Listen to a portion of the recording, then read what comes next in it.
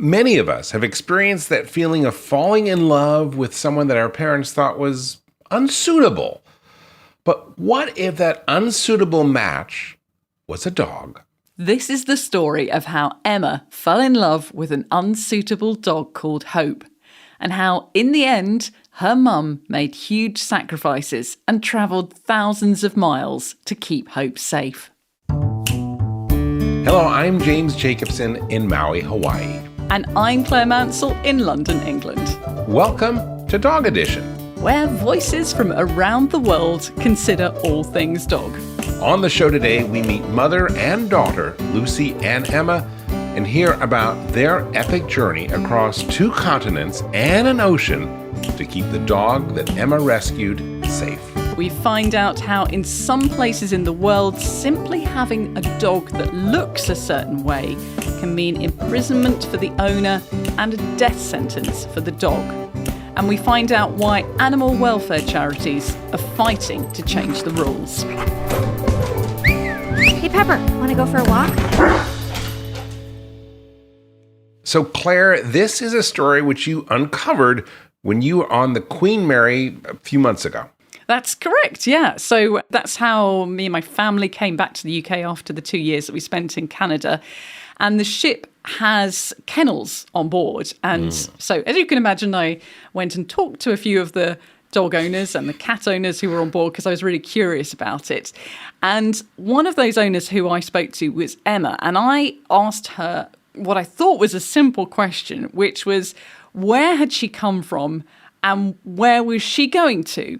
And I didn't quite get the answer I was expecting. I'm coming from Portland, Oregon, and my final destination on this cruise is Hamburg, but Hope's final destination is actually Porto, Portugal. I can see why you were intrigued. So Emma's story actually begins not in America, not in the UK, but in Paris at the start of the pandemic. She was studying for her degree when suddenly everything closed down. So she decided she would rather be closer to family, and she headed back to the US to be with her mum.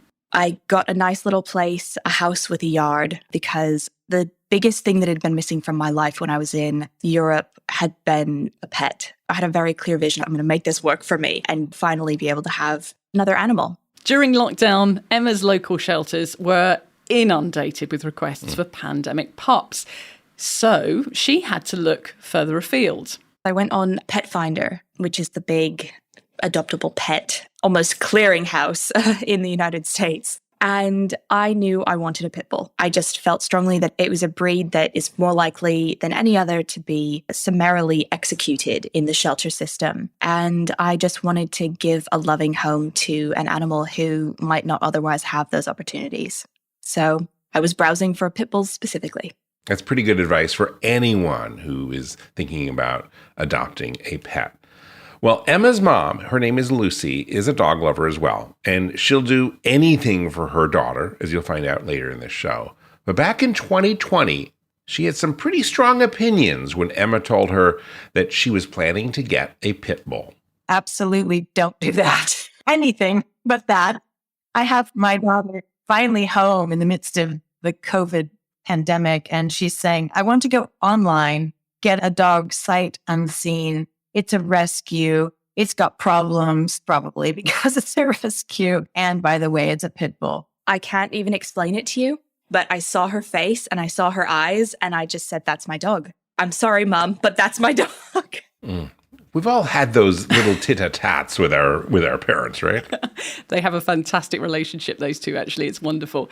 So whatever it was in Hope's eyes, whether it was something genetic or emotion or some sort of maybe spiritual connection, Emma's mum, Lucy, saw it too, and she started to soften.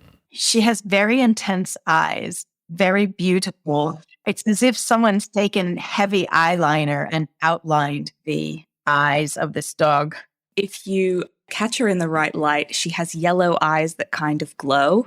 I found it very beautiful. And I just felt like I could see the personality of the dog. Eyes are the window to the soul and all that. And that's how I felt about her. So finding her dog online was relatively easy. But this was the middle of the pandemic, and Hope was in a shelter in Texas which was 2,000 miles away. Getting her home wasn't going to be straightforward. Emma handed her money over to the shelter, which made her mother even more concerned.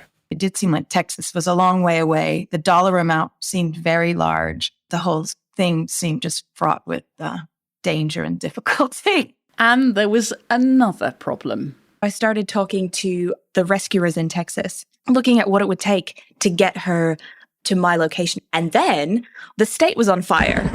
Tonight, a growing race to contain a fiery nightmare. Multiple Texas fires merging, a blaze torching 45,000 acres and dozens of homes, launching a desperate rescue effort. She couldn't come initially because the air quality was dangerously poor. The sky, I have pictures of it. It was like this blood orange red all the time, like in the middle of the day from the wildfires. But the wildfires and the pandemic were not the only things that Emma had to worry about. One morning, she woke up to an email from the shelter in Texas. Another dog actually seemed to try to attack her through the bars. They sent me pictures of her face, bloody, and she'd chipped her teeth, and I was in contact with them, texting them like, I've found a university animal hospital, it looks really good. If you have to get any dental work done, I want you to send her here, I'll pay for it. Just please take good care of this dog. I was just sobbing, seeing her little face all bloody. It was really bad. Eventually, the news that Emma had been waiting for. Her dog was finally coming to Oregon. Finally, she did get put on the transport. She got across half the country from Texas to Oregon. A Fred Meyer parking lot, which is like a grocery store, is where I took possession of the dog. Hope had now traveled across 4 states to reach Emma and find a place where she could finally call home forever. But fate, as it often does, had other things in mind. In the Fred Meyer parking lot, the happy union with Hope was tainted by seeing how she had spent the last 2 days on the road. I was pretty appalled at the conditions that she was transported in. It was extremely small kennels, a van full of barking dogs. When we saw inside, because they pulled like the sliding side door open, you could see just all these cramped little cages, one after the other, and the sound of the barking was just maddening. The sad reality is that with so many dogs that need saving in Texas, if rescuers can squeeze just one more dog into a crate and one more dog into a van, then they'll do that so they can get as many dogs rescued as possible. Because if a dog suffers a little bit of discomfort for a few hours and it saves a life, well, they reckon that is worth the price. It was hard to see, but I understand the conditions. These dogs are coming out of extreme poverty and an extremely challenging situation. I don't say it to cast aspersions. I say it because it was a part of the experience. The next challenge for Emma and her mum was getting Hope from that crowded van into their car. An easy thing to do if you've got a young puppy or a well-adjusted dog, but not a terrified shelter dog who spent the last 2 days in a small space. She got brought out of these van kennels, just cowering, couldn't stand on her own feet. With her legs all pulled up, she looked quite like a potato. And they just transferred her and we hefted her up and kind of flopped her into the back of our car. So we've got this completely unfamiliar Pitbull in the back of our car. And we're like, what now? That was the question. And it was a gotcha moment. A scared dog and 2 nervous humans in a parking lot in the middle of town. The rescue van drove off and the 2 women were left on their own. She seemed terrified, and I thought it would be comforting to her perhaps to have me crawl in. So we'd put the back seats down and we'd put a dog bed for her, and I just crawled in the back of the car and laid flat on my side next to her and stayed that way. I was just over on the left side and she was on the right side, and we were just looking at each other. And I just laid there, gosh, I really hope this dog doesn't bite my face off. That was how we drove home. I love that image. Lucy was driving and she remembers hearing Emma in the back of the car whispering to Hope and trying to keep her calm and hoping that everything was going to be okay. You're okay. You're okay. It's going to be okay. We're good. You're safe. Just soothing her. It was lovely. And then this magical little thing happened after probably 5 minutes of us being there in close proximity. sort of face to face, she actually slowly brought her face over and she licked my nose. And I felt so relieved because that was just the sign that I needed, the confirmation that I hadn't done this really crazy thing and caused terrible problems. From that moment forward, I just knew she was home. Back at Emma's house, the two women faced another problem. One of the rescue team members had helped get Hope in the car in the parking lot. But now these two women had to get her out of the car, and she didn't want to move. And Lucy was still wrestling with her fear of this powerful new dog. I was afraid of her because I'd had a prior experience with a pit bull that had come out of a yard many years earlier and attacked my dog.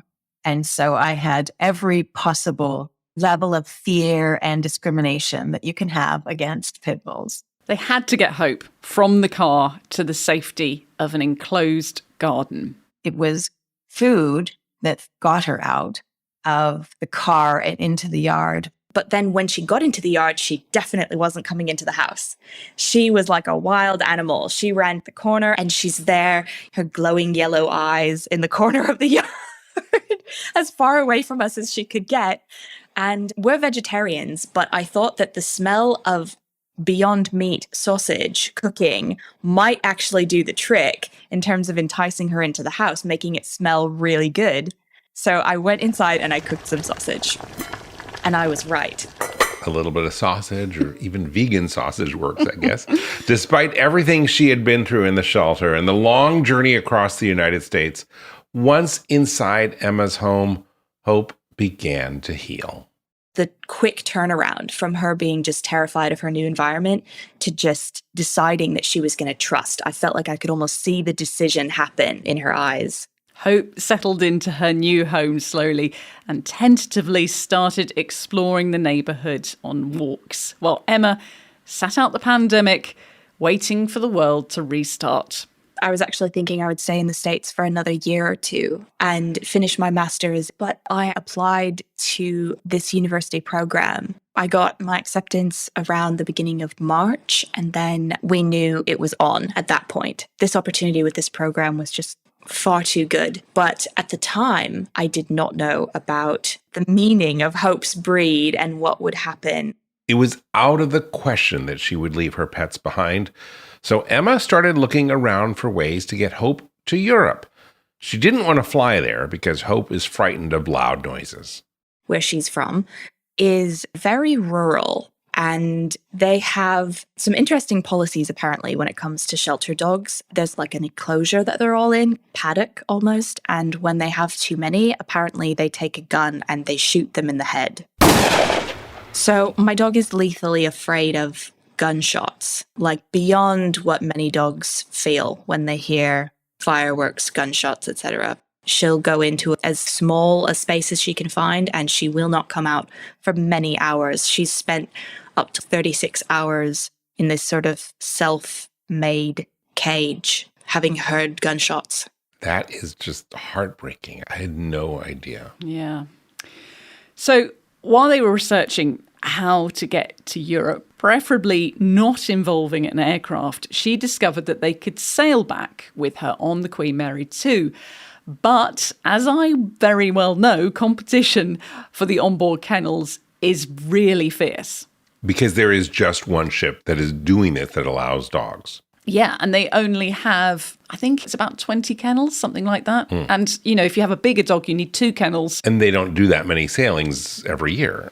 I think they do about 1 a month. About 20 times 12, and that's about... Yeah, exactly, and that's it. And she had sort of a window of about 6 months where she wanted to get back. So that's already reducing that by half.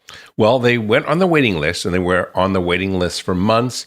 And only after they got a spot did they start to look at the requirements for getting Hope into the United Kingdom. After we booked it through to Southampton, we did our research. Way too late, but we did our research. I knew there were breed restrictions. I was expecting that, but I did not expect it to be this. What Emma was expecting was paperwork, a way of appealing for an exemption, some sort of restrictions on the dog, like having to wear a muzzle in public.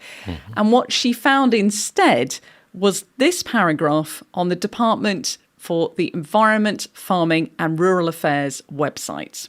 In the UK, it's against the law to own certain types of dog. These are Pitbull Terrier, Japanese Tosa, Dogo Argentino, and Fila Brasileiro. It's also against the law to sell a banned dog, abandon a banned dog, give away a banned dog, and breed from a banned dog. You can't do anything with these dogs. They're not supposed to exist in the UK.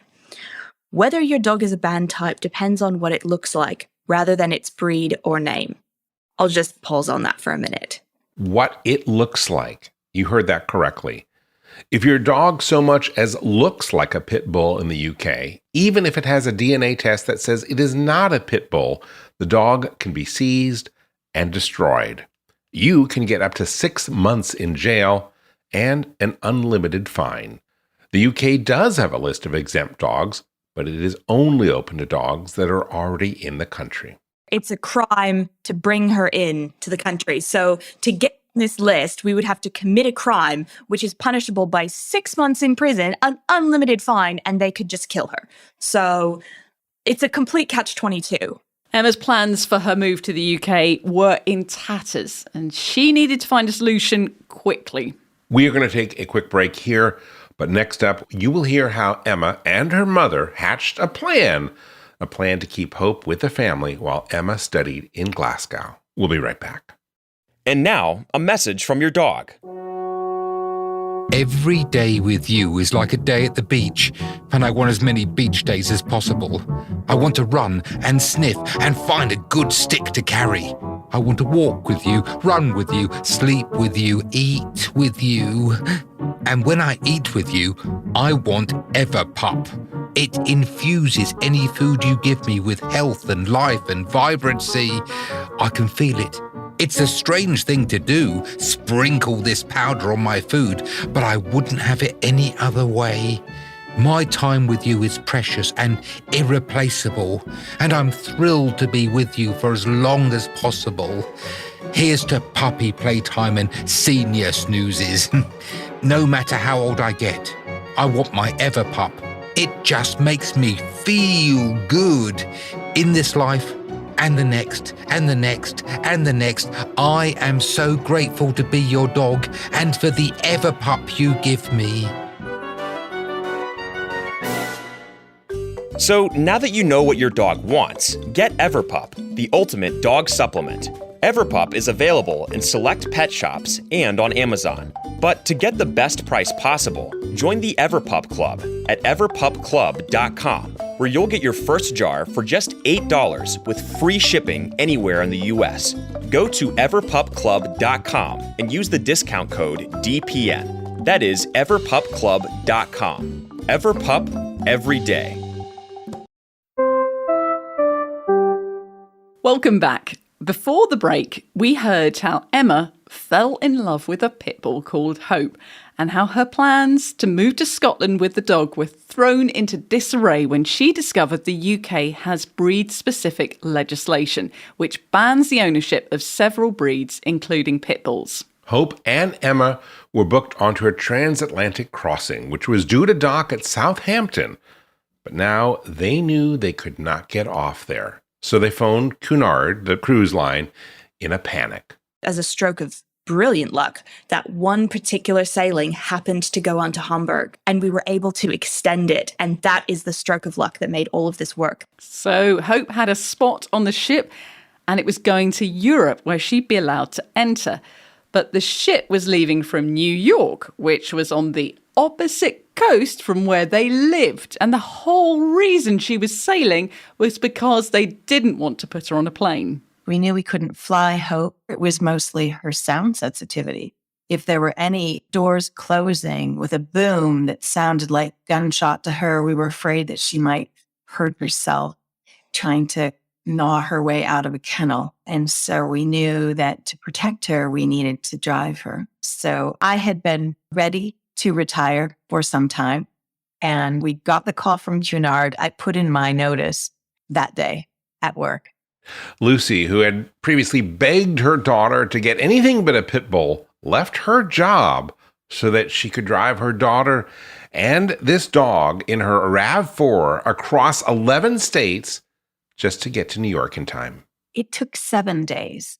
I was driving about 10 hours a day with stops, plenty of stops for Hope, but they were very long days. So they got to Manhattan, they sold the RAV4 at a profit because of the crazy secondhand car market that we've got at the moment. Yeah, despite the fact that it had driven all that way.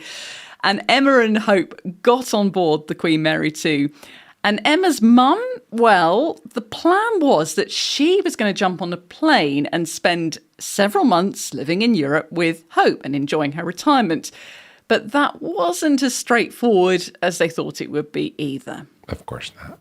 I had looked into a number of countries and chosen Portugal. So I had been talking to the lawyers about flying to Hamburg, purchasing a car there, waiting for Emma, and then driving us all down to Portugal to begin my new life. And they were very adamant. That was a terrible idea.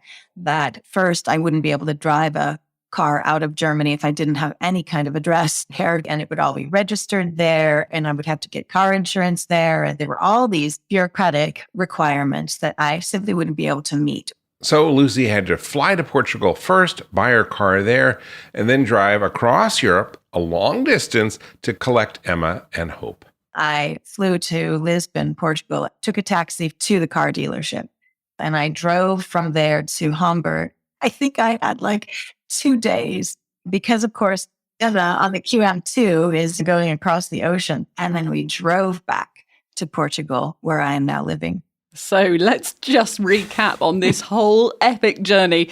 Lucy, who had a fear of pit bulls and told Emma never to get one, gave up her job, drove for a week across the USA to take Hope to New York, then flew over 3,000 miles to Lisbon to collect a car that she'd never seen and bought on the internet, drove on to Germany to meet the ship, and then back to Portugal to start a new life, all for a dog. We should call this vans, SUVs, ships, European cars.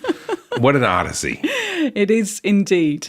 This dog I have grown to love so fully. She has turned out to be everything I didn't know a pit bull could be, which is extraordinarily loyal and loving, sweet and gentle, and she makes you a better person.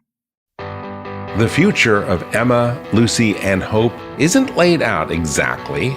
Next year, Emma will do the next term of her master's in Dublin. And in Dublin, there is no specific breed legislation, so they'll be able to be reunited there. She doesn't know where she'll go after that in the summer term or where she'll eventually settle. But Hope is safe, and whatever happens, Emma and Lucy and Hope will do what it takes to keep the family together. Meanwhile, in the UK, thousands of dogs have been euthanized because of the way they look since the Dangerous Dogs Act was introduced in 1991. Sometimes even the owners don't have a clue that their pet might be considered to resemble a banned breed. Dr. Sam Gaines is from the RSPCA. There are examples of dogs out there that we know have got pedigree certificates, DNA that shows that they are a legal breed or a legal crossbreed, but because they look sufficiently like that standard, they are then identified as a prohibited type of dog. And if a neighbor or a stranger decides that your dog looks like a pit bull, they can report it.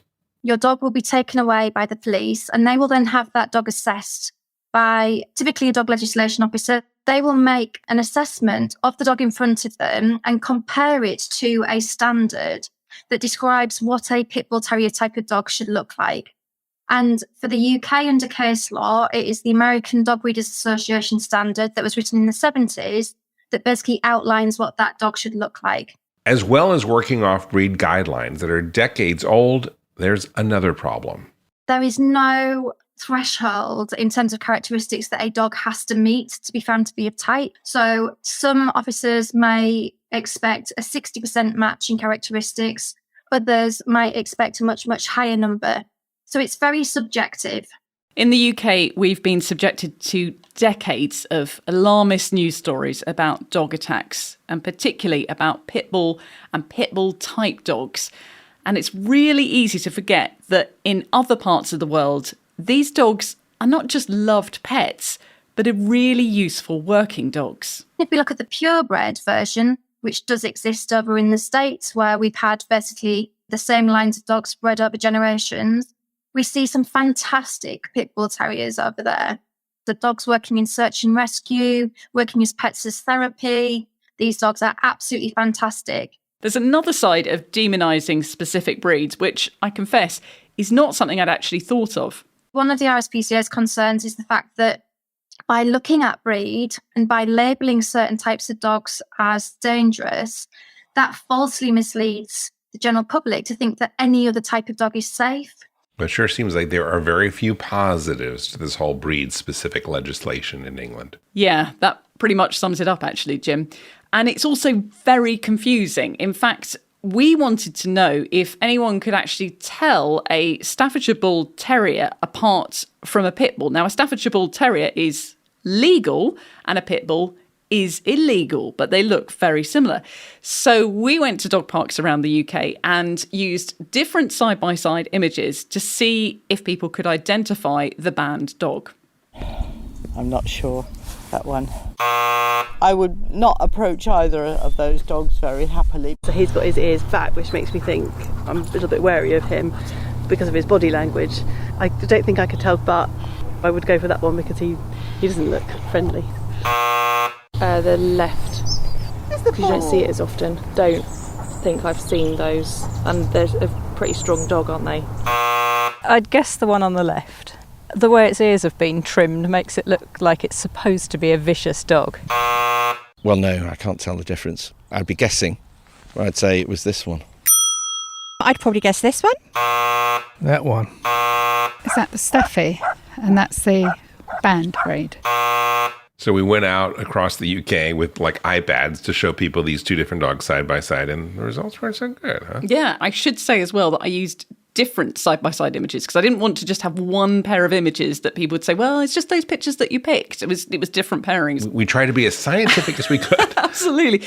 And what's really interesting as well from those dog park interviews is that quite a few people were not only confused about which was which, but they didn't even know which one was the banned one that they were looking for. They didn't know if it was a Staffy that was banned or if it was a Pitbull that was banned. And I was one of those people as well. When I started researching this story, I was equally confused. Well, that is a common thing. Dr. Gaines says that the dog lovers we talked to in the park are indicative of how easy it is to confuse those two breeds. This is one of the problems because ultimately, whether or not a dog is found to be of a prohibited type is down to, predominantly how they look. And so it is really possible for a dog like a Staffy to actually match the standard that describes a Pitbull. You did hear that right. So a Staffy can be a Pitbull. How confusing is that? When I first spoke to Emma on the ship, I said to my husband, I don't understand how Pitbulls are banned in the UK because I've definitely seen them out on walks. And what we've seen is how completely ineffective and random the ban is, because I probably have seen pit bulls out of walks because they are fine right up until the point when somebody points at it and says, that's a pit bull, and the authorities get involved and the dog can possibly be euthanized. That is just so scary. It reminds me of some horrible things that have happened in history in Europe, just by appearances. Wow. Absolutely. And there's another aspect to all of this. You may recall that what Emma had originally hoped for when she found out she was going to the UK is that Hope might be exempted and then she would be allowed to take her into the UK. Mm-hmm. Because that exempted list seems like the solution, and there are 3,000 dogs on that list. But what Dr. Gaines pointed out is that even that isn't a perfect solution. Whilst we, as the RSPCA, hugely welcome the exemption process, and we'd much rather that dogs have this opportunity, we can't ignore the fact that being kept on a lead and being muzzled within a public place for the rest of their lives comes at a real cost to their welfare and to owner well-being. When you look at all of this, it is not hard to see why the RSPCA are campaigning so hard for change. What the RSPCA wants to see is an end to breed-specific legislation. There is quite a lot of research that's been done outside of the UK that has shown that actually targeting specific types of dogs does not better protect public safety. It does not lead to a reduction in bites. And we now know that there is no robust scientific evidence that suggests that these 4 types of dog pose any greater risk to the public than any other type of dog. If you want to find out more about the RSPCA's campaign to end breed-specific legislation, we've included a link to their campaign page in the show notes. And if you'd like to see photos of Hope, and who wouldn't like to see photos of a happy dog, we've included those on our social Those media beautiful channels. yellow eyes. yeah, the famous gold glowing eyes. With the eyeshadow. So you can find those on our social media channels. I want to thank you for taking us along on your walk today. I hope you enjoyed the show, and I want to thank Emma and Lucy for their generosity when you approached Emma on the ship and her follow-up with you. Their story is inspiring. Don't forget to follow Dog Edition on your favourite podcast app, or indeed on YouTube. And if you're in the dog park chatting to fellow dog lovers, then make sure you give our podcast a mention and let them know about our sister shows as well. You can catch up with The Long Leash with James Jacobson by heading to dogpodcastnetwork.com. I'm Claire Mansell. And I'm James Jacobson. Thank you so much for listening today. On behalf of all of us here at Dog Podcast Network, I'd like to wish you and your dog a very warm aloha. We're going to take a quick break right now, but next up, we will hear how Emma and her human mother hatched a plan to keep Hope with the family while Emma studied in... Emma's got a human mother. She's a human. I will read the words the way you wrote them. We are going to take a quick break right here, but when we come back, you will hear how Emma and her human mother...